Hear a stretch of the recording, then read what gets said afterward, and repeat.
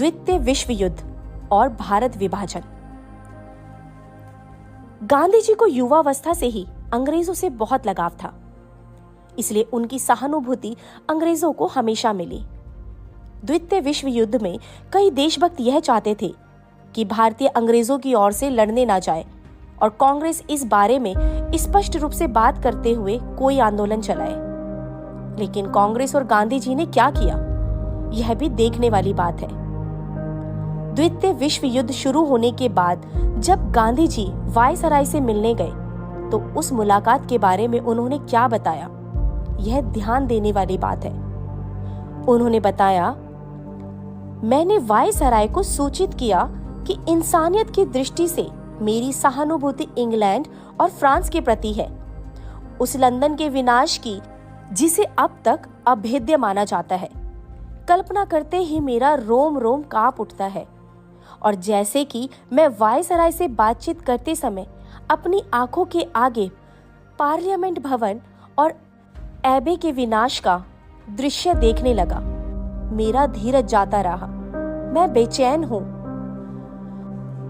उस समय जब विश्व युद्ध के कारण कमजोर हुए अंग्रेजों को हराकर भारत को स्वतंत्र कराने के बारे में कई देशभक्त विचार कर रहे थे, तब भी गांधी जी के शब्दों में उनकी मानसिक स्थिति को समझा जा सकता है।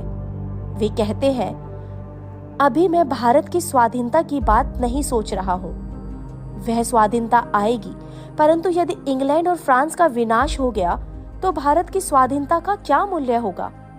और आगे वे कहते हैं, इस बेमिसाल मुसीबत के वक्त कांग्रेस जन व बाकी सब जिम्मेदार हिंदुस्तानियों को निजी व सामूहिक तौर पर फैसला करना है कि इस भयानक मुसीबत की घड़ी में हिंदुस्तान को क्या करना है। गांधी जी के इन विचारों से कांग्रेस भी पूरी तरह सहमत नहीं थी।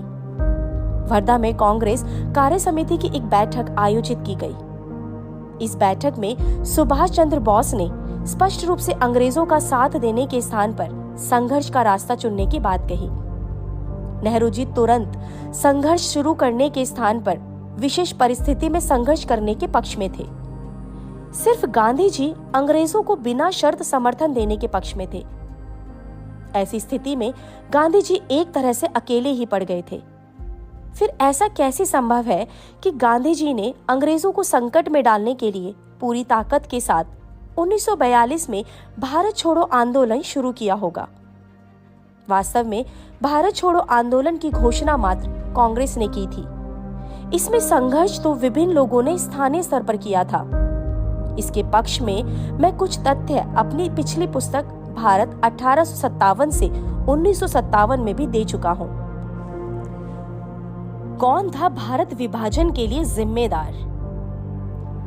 भारत को विभाजित कर पाकिस्तान को अलग स्वतंत्र देश बनाने की बात तीन पक्षों के मध्य हो रही थी, इसलिए इसकी जिम्मेदारी भी इन तीनों पक्षों को ही लेनी चाहिए।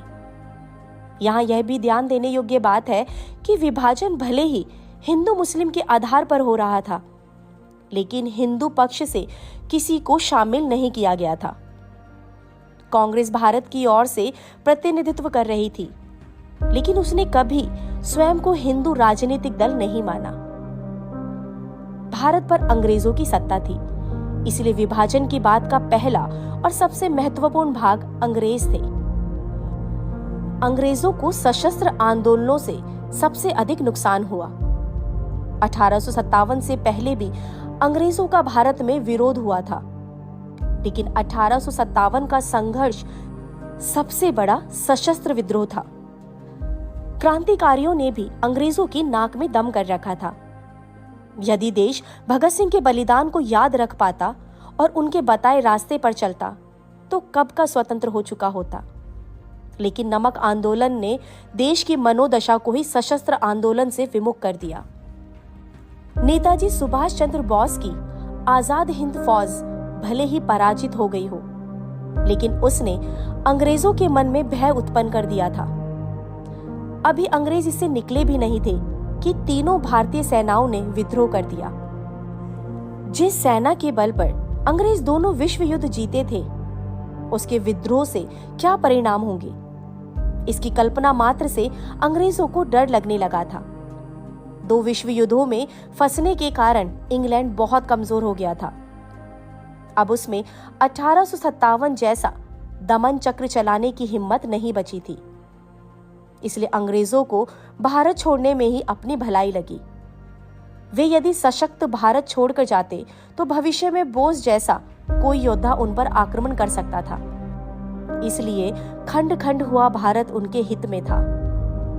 दूसरा पक्ष था मुस्लिम लीग का।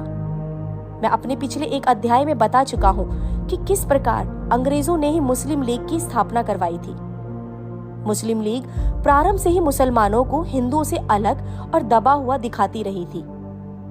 मुस्लिम लीग ने अपने स्थापना वर्ष में किस प्रकार बंगाल विभाजन का समर्थन किया था, इसके बारे में मैं अपनी पिछली पुस्तक भारत 1857 से 1957 में लिख चुका हूं। मुस्लिम लीग ने लगातार मुस्लिम बाहुल्य जनसंख्या में आरक्षित सीटों का प्रयास किया। 1933 में कम्युनल अवार्ड के नाम से इस मांग को पूरा भी कर दिया गया। इससे मुस्लिम लीग को अपनी शक्ति बढ़ाने और विभाजन करने के लिए एक और मार्ग मिल गया। इसके बाद उन्होंने अपनी वास्तविक मांग रखी, वो थी मुस्लिम होमलैंड की। इसके अंतर्गत कौन कौन से क्षेत्र आएंगे, प्रारंभ में लीग द्वारा यह नहीं बताया गया, क्योंकि कम्युनल अवार्ड के नाम पर उन्हें भारत के जिन क्षेत्रों पर कब्जा करने को मिला था वे पूरे देश में फैले थे। अतः उन्हें उम्मीद थी कि वे अघोषित मुस्लिम होमलैंड के नाम पर भारत का अधिक से अधिक क्षेत्र अपने नाम करवा लेंगे।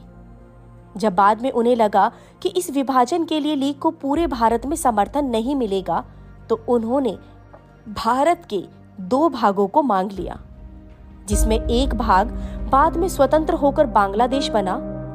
मुस्लिम लीग की स्वतंत्रता में कोई योगदान नहीं था, वो प्रारंभ से ही विभाजन चाहती थी, इसलिए इस विभाजन के लिए वो भी जिम्मेदार है। भारत विभाजन में तीसरा पक्ष कांग्रेस थी। कांग्रेस भले ही हिंदू मुस्लिम एकता का नारा लगाती रहती थी, लेकिन उसमें मुस्लिम नेता नाम मात्र ही थे। इसलिए मुस्लिम लीग कांग्रेस को हिंदुओं की पार्टी बताकर मुसलमानों को भड़काती थी। अंग्रेज और मुसलमान दोनों ही विदेशी थे। कांग्रेस स्वयं को अंग्रेजों से लड़ते हुए तो दिखाना चाहती थी, लेकिन मुसलमानों से नहीं। इसलिए उसने कभी मुस्लिम लीग को उस तरह देश को स्वतंत्रता दिलाने में बाधक नहीं कहा, जिस प्रकार गांधी जी क्रांतिकारियों के बारे में बात करते थे। इसी कारण कांग्रेस मुस्लिम आक्रांताओं के अत्याचारों को बिल्कुल भूल गई। कांग्रेस ने हमेशा से सत्ता में अधिक भागीदारी के लिए संघर्ष किया था। अब तो पूरी सत्ता ही कांग्रेस को मिलने जा रही थी, इसलिए उसने विभाजन को स्वीकार कर लिया। 14 और 15 जून 1947 को कांग्रेस की महासमिति के समक्ष विभाजन स्वीकार करने का प्रस्ताव आया। विभाजन के पक्ष में 157 और विरोध में मात्र 19 वोट पड़े थे। तत्कालीन कांग्रेसी नेता डॉक्टर राम मनोहर लोहिया इस बारे में लिखते हैं, आज मुझे इस बात का गहरा क्लेश हो रहा है कि जब हमारे देश का विभाजन हुआ तो ना तो किसी व्यक्ति ने अपने प्राणों का उत्सर्ग किया और ना ही कोई कारागार में गया। मुझे इस बात पर गहरा खेद है कि भारत विभाजन पर कारागार जाने के लिए मैंने रंच मात्र भी चेष्टा नहीं की। हिंदू मुस्लिम बलवे की भयावह पर झूठी आशंका ने मुझे इतना अंधा कर दिया था कि मैं अपने जीवन की और देश के इतिहास की निर्णायक घड़ी में अपनी आस्था का साक्षी भी नहीं बन सका। दूसरों का भी यही हाल हुआ। नेताओं की तो और भी अधोगति हुई, वे लालच के फंदे में फंस गए। भारत विभाजन को स्वीकार करने के लिए वार्ता में शामिल तीनों ही संगठनों के पास अपने अपने कारण थे। सभी के अपने अपने स्वार्थ थे, इसलिए देश का विभाजन हुआ और 15 अगस्त 1947 को खंडित भारत आजाद हुआ। लेकिन इतना होने के बाद भी कांग्रेस को सत्ता तो मिली, लेकिन हिंदुओं को हिंदुस्तान नहीं मिला।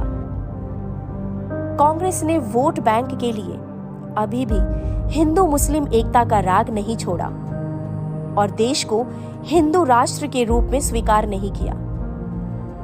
इसका परिणाम यह हुआ कि आज भी मुसलमानों के लिए अलग अधिकारों की मांग उसी तरह से हो रही है जैसी भारत पाकिस्तान विभाजन से पूर्व हुआ करती थी।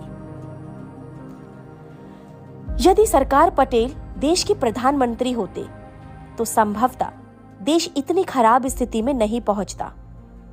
गांधी जी ने डॉक्टर श्यामा प्रसाद मुखर्जी से एक वार्ता में कहा था, पटेल एक कांग्रेसी है जिसका हृदय हिंदू है। तुम एक हिंदू सभाई हो जिसका हृदय कांग्रेस का है। शायद इसीलिए गांधी जी ने सरदार पटेल को प्रधानमंत्री नहीं बनने दिया। इस बात की पुष्टि पत्रकार दुर्गादास भी करते हैं। वो लिखते हैं, कांग्रेस में उन्हीं व्यक्तियों को आगे लाया गया जो मुस्लिम तुष्टीकरण की नीति में विश्वास करते थे।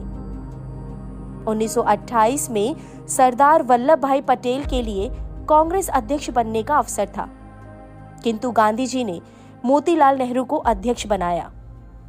1929 में कांग्रेस अध्यक्ष के लिए पटेल का नाम अनेक प्रांतों से प्रस्तावित हुआ था, किंतु गांधी जी जवाहरलाल नेहरू का नाम सामने लाए। फिर 1936 में पटेल का नाम बहुमत से प्रस्तावित हुआ, परंतु गांधी जी ने फिर जवाहरलाल नेहरू के नाम का समर्थन किया। 1946 में भी पटेल के स्थान पर नेहरू अध्यक्ष बने। इस समय भी अधिकांश प्रांतीय समितियों ने पटेल का नाम ही प्रस्तावित किया था, क्योंकि बहुमत की यह धारणा थी कि पटेल जिन्ना से अच्छी तरह निपट सकते हैं।